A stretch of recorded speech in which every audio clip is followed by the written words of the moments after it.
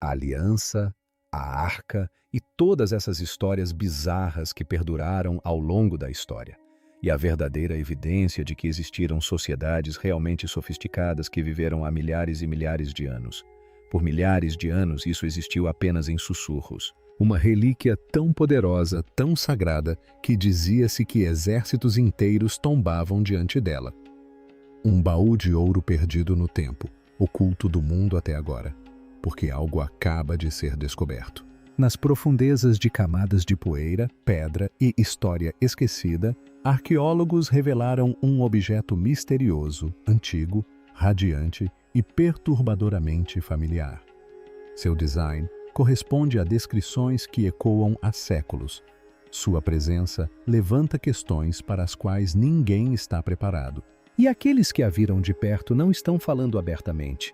Este não é apenas mais um artefato. Esta descoberta já está dividindo especialistas. Alguns acreditam que pode ser uma das maiores descobertas arqueológicas da história da humanidade. Outros alertam que o que foi descoberto jamais deveria ter sido encontrado. Marcas estranhas, leituras de energia inexplicáveis e detalhes que não apenas desafiam a história, como ameaçam tudo o que pensávamos saber sobre as civilizações antigas. Porque, se esse objeto for real, se for o que alguns afirmam, então significa que o passado não é como nos contaram. Significa que o conhecimento avançado existiu muito antes do que imaginávamos. Significa que a linha entre mito e realidade está começando a se desfazer. E significa que algo incrivelmente poderoso pode ter sido escondido de propósito. Agora o mundo observa. Os governos permanecem em silêncio. Os pesquisadores são cautelosos. E, a portas fechadas, perguntas são feitas que ninguém ousa expressar em voz alta. O que exatamente eles descobriram? Antes de revelarmos tudo, curta e inscreva-se, porque a verdade sobre a arca finalmente virá à tona. A escavação que mudou tudo. Começou como qualquer outra escavação discreta. Um grupo de arqueólogos israelenses e americanos trabalhava sem câmeras, multidões ou alarde. Apenas um sítio empoeirado, escondido nos cantos esquecidos das colinas da Judéia. Sem grande orçamento, sem apoio governamental, apenas rumores de um antigo manuscrito que falava de uma câmara secreta enterrada nas profundezas das ruínas. A maioria dos especialistas descartou a ideia como mais uma história sem futuro do passado. Mas então algo mudou. Uma varredura com radar de penetração no solo detectou uma forma estranha a cerca de Language Not Registered for Generation metros abaixo da superfície. Uma enorme sala retangular, perfeitamente esculpida. Tinha linhas nítidas e uma simetria tão precisa que parecia impossível ser natural. O tamanho, a forma e a disposição eram quase idênticos ao que as escrituras antigas descreviam como a câmara que abrigava a Arca da Aliança. Foi então que alguém do grupo disse isso baixinho, hesitante, quase com medo de dar vida ao pensamento. Seria esta a arca? Eles não ousaram tornar isso público. Em vez disso, camuflaram o sítio arqueológico, mantendo-o em segredo das autoridades e da imprensa. Então, eles romperam a barreira. O que encontraram embaixo não era apenas antigo, parecia intocado pelo próprio tempo. A sala estava selada com enormes lajes de calcário. Demorou horas para movê-los. Mas o que havia dentro fez com que pesquisadores experientes parassem no lugar. Lá estava. Um baú dourado com cerca de Language Not Registered for Generation metros de comprimento e Language Not Registered for Generation centímetros de altura, brilhando como se tivesse acabado de ser feito. Sua tampa era esculpida com figuras aladas, querubins, exatamente como dizia a Bíblia, sem sinais de danos, sem sinais de envelhecimento. Mas quando um arqueólogo se aproximou, tudo mudou. As luzes se apagaram, todas as câmeras desligaram. Os dispositivos digitais pararam de funcionar instantaneamente. Era como se o baú tivesse sugado a energia da sala. Alguns entraram em pânico, outros acharam que era uma estranha coincidência. Mas quando levantaram cuidadosamente o baú para olhar por baixo, encontraram inscrições em hebraico antigo na base. Não era uma réplica, não era uma farsa, era algo mais. E então veio a descoberta mais arrepiante. As paredes do quarto estavam manchadas com uma espessa camada de fuligem preta, como se um violento incêndio as tivesse devastado. Mas o baú dourado estava completamente intacto, sem cinzas, sem marcas de queimadura. Ao redor, porém, jazia algo horripilante. Dezenas de esqueletos, alguns encolhidos de medo, outros estendidos como se fugissem de algo invisível. Sem ferimentos, sem armas, apenas uma morte súbita e inexplicável. Um dos arqueólogos empalideceu. Lembrou-se das antigas histórias sobre pessoas que tocaram na arca e morreram instantaneamente. Lendas, pensavam eles, até agora. A equipe recuou e selou a câmara. Mas, mais tarde, ao analisarem uma das poucas fitas analógicas que de alguma forma sobreviveram, ouviram algo que ninguém se lembrava de ter ouvido durante a escavação. Um zumbido suave e rítmico, como um cântico, baixo e misterioso. Esse som tornou-se o centro de uma nova teoria aterradora que abalaria até as mentes mais céticas. Então, o que aconteceu quando os cientistas tentaram examinar a arca? Vamos descobrir o artefato que resistiu.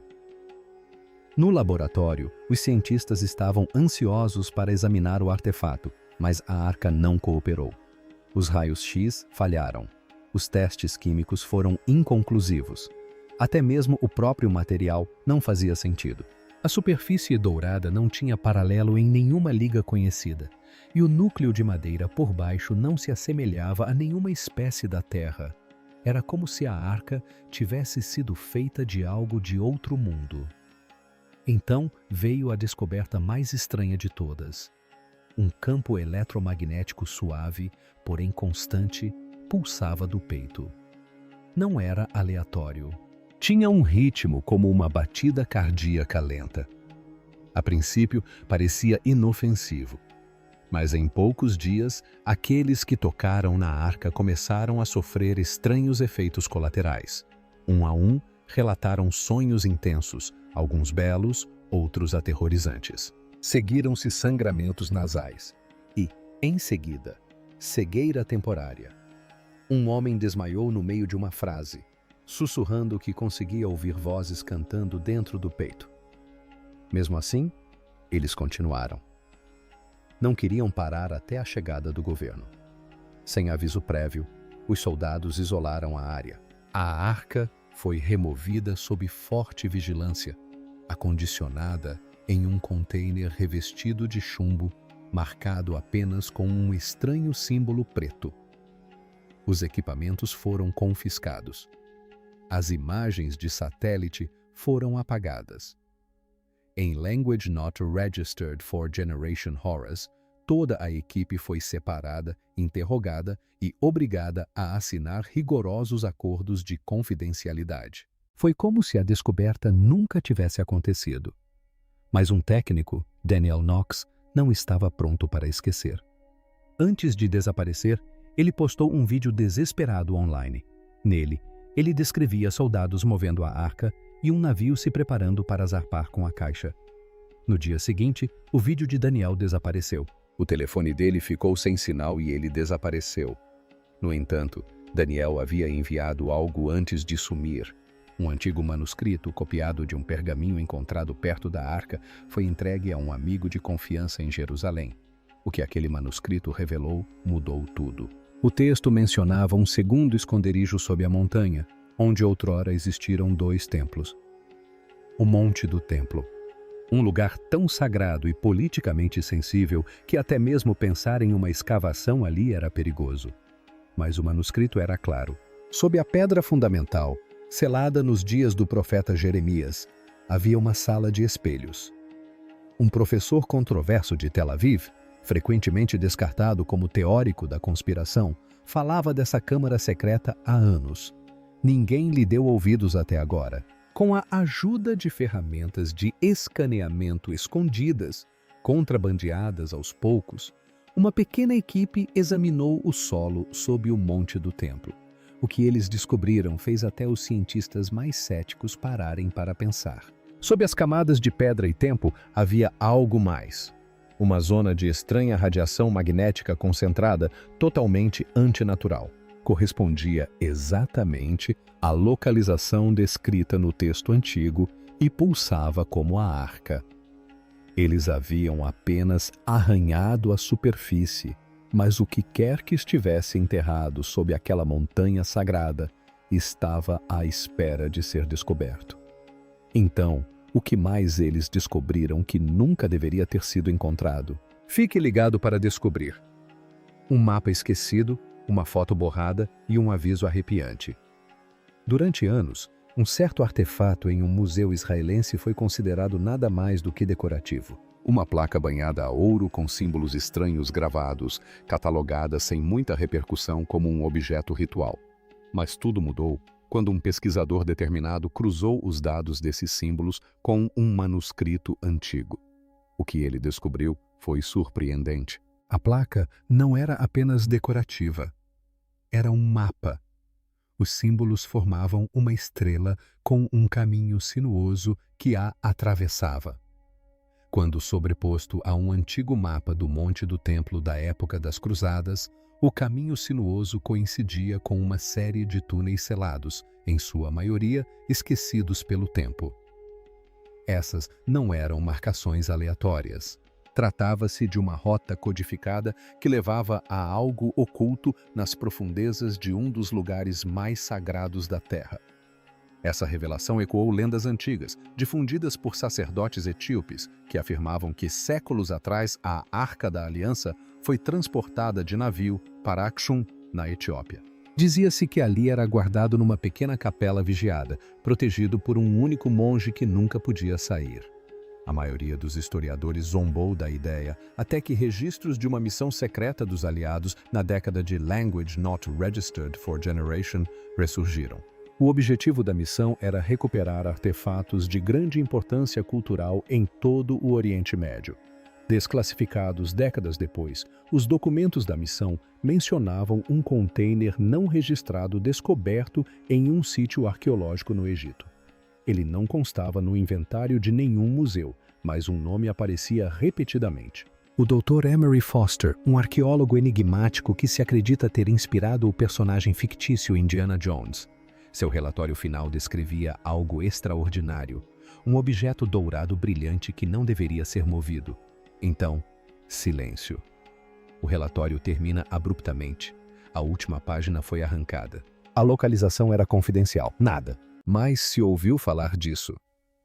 Isso até que um agente de inteligência americano aposentado enviou um pacote para um jornalista de Jerusalém chamado David Lewan. Dentro havia uma Polaroid borrada de um baú dourado cercado por pessoas com trajes de proteção. No verso, escrito com tinta desbotada, estavam as palavras Sinai, Language Not Registered for Generation. Também foi incluído um mapa com áreas circuladas. Uma delas coincidia com uma varredura de radar moderna feita há poucos meses. Levan seguiu o rastro através de antigos mapas dos cruzados, ex-arquivistas do Vaticano e até mesmo ex-funcionários de Masada. Quanto mais ele investigava, mais estranha a história se tornava. Segundo uma carta dentro do pacote, a arca havia sido movida 3 vezes desde a Segunda Guerra Mundial e, de alguma forma, havia retornado recentemente à sua câmara original sob o Monte do Templo. Ninguém sabia por quê. A carta terminava com um aviso. Eles estão se preparando. Algo está a caminho. Logo depois, Levan recebeu uma pequena caixa em sua porta. Sem remetente. Dentro havia ciclos de prata do período do Segundo Templo. Mas, ao contrário de outros em museus, estes estavam intocados, imaculados, como se nunca tivessem visto a luz do dia. O que quer que esteja sob Jerusalém pode ser mais antigo, mais estranho e muito mais perigoso do que jamais imaginamos. Mas antes desta descoberta, um explorador aventureiro afirmou ter encontrado a Arca da Aliança. Será que ele realmente a encontrou? Continue assistindo para descobrir. A controversa descoberta de Ron Wyatt. Durante séculos, fiéis de todo o mundo se perguntaram: onde está a Arca da Aliança agora? Disse que ela contém os 10 mandamentos originais, as próprias tábuas de pedra entregues a Moisés, e é descrita na Bíblia como um baú de madeira revestido de ouro. Mas uma das histórias mais persistentes e controversas vem de um homem chamado Ron Wyatt. Em Language Not Registered for Generation de janeiro de Language Not Registered for Generation, Wyatt, arqueólogo amador e explorador adventista, anunciou algo incrível. Ele disse ter encontrado a arca. Não apenas rumores ou vestígios, mas o próprio baú enterrado sob a cidade velha de Jerusalém, e não em qualquer lugar. Segundo Wyatt, a arca estava escondida em uma câmara diretamente abaixo do local onde Jesus de Nazaré foi crucificado. Ele alegou que isso não era coincidência, que a localização da arca havia sido prevista por uma antiga profecia. Historicamente, a arca era guardada no primeiro templo, frequentemente chamado de Templo de Salomão. Mas em Language Not Registered for Generation 86, os babilônios invadiram, liderados pelo rei Nabucodonosor. Eles destruíram o templo e a maior parte de Jerusalém. Depois disso, a arca simplesmente desapareceu das páginas da história. Wyatt acreditava que o caos do cerco babilônico era a chave. Enquanto os invasores cercavam a cidade com muralhas maciças, os israelitas cavaram túneis secretos para se moverem sem serem detectados. Muitos desses túneis ainda existem hoje. Ao longo do tempo, os arqueólogos encontraram fragmentos de cerâmica, ferramentas e objetos sagrados em seu interior. Mas Wyatt alegava algo ainda maior, algo. Ele disse que durante o cerco, os israelitas esconderam a arca em um daqueles túneis, no fundo de uma câmara que foi selada e esquecida. E ele acreditava tê-la localizado. Claro que nem todos concordaram. Muitos especialistas rejeitaram a história de Wyatt, considerando-a impossível de provar. Outros, incluindo grupos religiosos, levaram sua afirmação a sério, especialmente quando combinada com pistas de manuscritos antigos, estranhas descobertas de radar e a ideia de que a arca havia sido colocada sob uma colina chamada Gólgota, o local que muitos acreditam ter sido o da crucificação. Se Wyatt estivesse certo, então a arca teria permanecido silenciosamente sob uma das cidades mais sagradas do mundo, escondida à vista de todos por mais de Language Not Registered for Generation anos.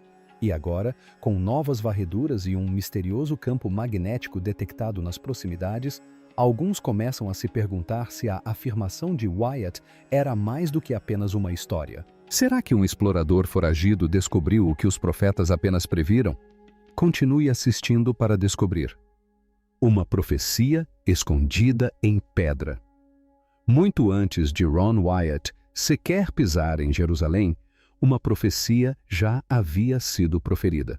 Uma que alguns acreditam ter previsto sua descoberta. Em Language Not Registered for Generation, uma mulher chamada Ellen G. White, uma respeitada autora cristã e visionária, escreveu algo assustadoramente específico. Ela disse que as tábuas de pedra inscritas pelo próprio dedo de Deus e entregues a Moisés no Monte Sinai ainda repousavam dentro da Arca da Aliança, escondidas, intocadas e aguardando o momento escolhido por Deus. Ela alertou que quando chegasse a hora certa, Deus as revelaria ao mundo, não apenas como relíquias sagradas, mas como um testemunho contra o desrespeito do mundo aos seus mandamentos. Para muitos estudiosos da Bíblia, incluindo Ron Wyatt, isso não era apenas linguagem poética. Era uma pista divina. Wyatt acreditava no que dizia o livro de Amós, que Deus revela seus segredos por meio de seus profetas. E a profecia de Ellen White, proferida Language Not Registered for Generation, anos antes da suposta descoberta de Wyatt, era precisa demais para ser ignorada. Durante a escavação, a primeira grande descoberta de Wyatt foi uma estranha pedra de altar que se projetava da rocha. Ele acreditava que pertencia a uma antiga igreja cristã, talvez construída no primeiro século. Se isso fosse verdade, significaria que os primeiros seguidores de Jesus já sabiam que este local possuía um profundo significado espiritual. Então, as coisas ficaram ainda mais intrigantes. A equipe de Wyatt descobriu 4 buracos retangulares talhados na pedra, exatamente como os buracos usados para crucificações romanas. Os historiadores sabem que a área onde Jesus morreu foi palco de muitas execuções ao longo do tempo. Mas uma das crateras se destacava. Ela estava situada um pouco mais acima do que as outras. Esse teria sido o local reservado para a figura mais importante ou mais condenada da época. Segundo os evangelhos, aquele homem era Jesus. E então Wyatt encontrou algo mais. Uma pedra quadrada havia sido colocada naquele buraco central como uma rolha. Possuía encaixes para os dedos em ambos os lados. Quando Wyatt a puxou, notou uma fenda profunda atravessando a rocha, bem abaixo do local onde a cruz principal teria ficado. Wyatt imediatamente pensou no Evangelho de Mateus, onde diz que a terra tremeu e as rochas se partiram quando Jesus morreu. Seria essa a rachadura? Se assim for, então não se tratava apenas de arqueologia, mas de profecia se cumprindo diante de seus olhos. E a Arca da Aliança, escondida sob tudo aquilo, poderia ter sido uma testemunha silenciosa tanto da lei de Deus, quanto do momento de seu cumprimento final. O momento em que Wyatt afirmou ter encontrado a Arca. Em uma entrevista de Language Not Registered for Generation, pouco antes de sua morte, Wyatt descreveu ter rastejado pelo antigo sistema de túneis sob Jerusalém, câmara por câmara, até que em Language Not Registered for Generation de janeiro de Language Not Registered for Generation, por volta das 14 horas disse tê-la encontrado. A câmara estava repleta de entulho, móveis do primeiro templo, peles de animais, tábuas de madeira e pedras. Tudo estava empilhado como se alguém o tivesse escondido às pressas. E lá estava ele, o baú coberto de ouro, repousando silenciosamente na escuridão. Então ele percebeu algo arrepiante. Uma fenda no teto passava diretamente acima da arca, e dentro dela havia uma estranha substância preta, sangue seco, parte do qual havia pingado na estrutura de pedra que circundava a arca. Wyatt concluiu que a rachadura se formou durante o terremoto que se seguiu à morte de Jesus e que o sangue e a água que jorraram do lado de Cristo pingaram por essa rachadura e caíram sobre o propiciatório. Para ele, isso ecoava o que Moisés fez nos tempos antigos, aspergindo sangue nas tábuas para selar a aliança de Deus com Israel. Agora, séculos depois, Wyatt acreditava que o sangue de Jesus havia cumprido essa aliança mais uma vez para toda a humanidade. Embora tenha tentado fotografar e filmar a arca, nenhuma das imagens ficou boa. Ele acreditava que se tratava de interferência divina e que 4 anjos que guardavam a arca lhe disseram que o mundo ainda não estava pronto para vê-la. Os críticos logo descartaram tudo. Cientistas, historiadores e até mesmo líderes da própria igreja de Wyatt rejeitaram suas afirmações. Mas, apesar da reação negativa, muitos ainda acreditam em seu trabalho. Sua pesquisa foi preservada pela Wyatt Archaeological Research e, até hoje, seus seguidores continuam a disseminar sua mensagem. Jerusalém de Ouro, uma nova pista. No coração da antiga Jerusalém, uma descoberta surpreendente deixou os arqueólogos atônitos. Um antigo anel de ouro, enterrado por mais de Language Not Registered for Generation anos, acaba de ser desenterrado. O pequeno anel, cravejado com uma pedra preciosa vermelha, foi encontrado no sítio arqueológico do estacionamento de Givati, na cidade de Davi, a poucos passos do Monte do Templo, onde, segundo relatos, a Arca da Aliança era guardada no Santo dos Santos. A escavação, liderada pela Autoridade de Antiguidades de Israel e pela Universidade de Tel Aviv, datou o anel em cerca de Language Not Registered for Generation anos atrás, durante a época do Segundo Templo e o início do período helenístico. Junto ao anel havia brincos de bronze, uma conta de ouro e um brinco de ouro com desenho de animal, objetos que remetem a uma cidade rica e vibrante.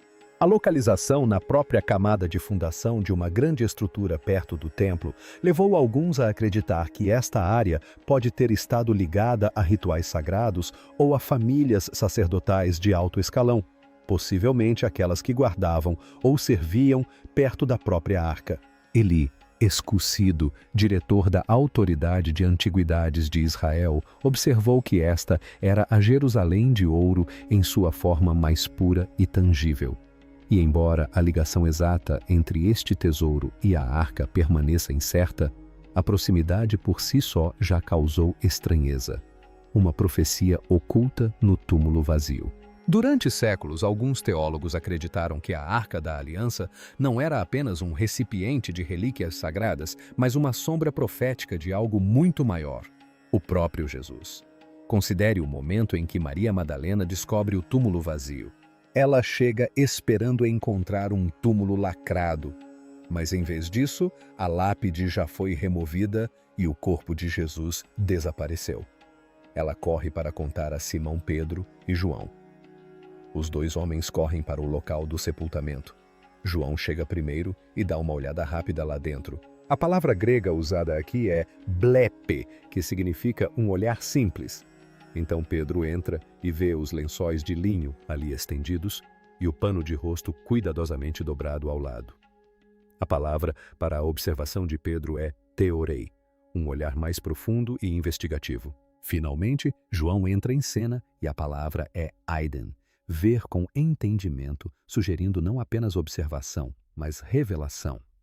Assim como a Arca da Aliança carregava a presença de Deus no Antigo Testamento, o túmulo vazio espelha seu projeto. Os panos de linho deixados para trás como um casulo e o véu dobrado, separado e deliberado, ecoam o propiciatório entre os dois querubins na arca, onde Deus outrora falou com Moisés. Assim como na arca, o verdadeiro poder não está no que foi encontrado, mas no que não foi.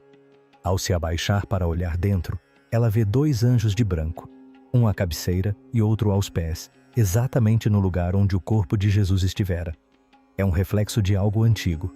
No livro de Êxodo, Deus instruiu os israelitas a construírem a arca com uma tampa de ouro maciço, o propiciatório e de cada lado 2 querubins de ouro frente a frente, guardando o espaço sagrado onde Deus disse: "Ali me encontrarei com vocês." Agora, no túmulo, 2 anjos aparecem em cada extremidade de onde o corpo havia repousado.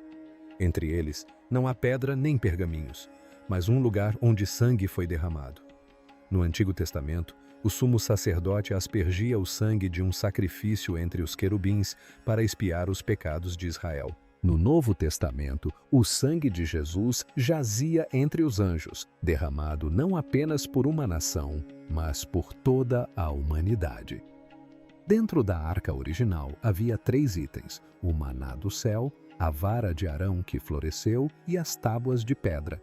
Em Jesus, tudo se realiza. Ele é o pão da vida. Ele é o sumo sacerdote que ressuscitou. Ele é o cumprimento vivo da lei de Deus. E agora, em um túmulo escuro nos arredores de Jerusalém, Maria encontra mais uma vez aquele lugar sagrado de encontro. Desta vez, não em ouro e pedra, mas no Salvador ressuscitado. Será que a arca nunca foi apenas uma relíquia? Talvez sempre tenha sido uma profecia, apontando para um momento em que a misericórdia e a majestade se encontrariam novamente no espaço vazio entre 2 anjos e o lugar onde Jesus havia repousado.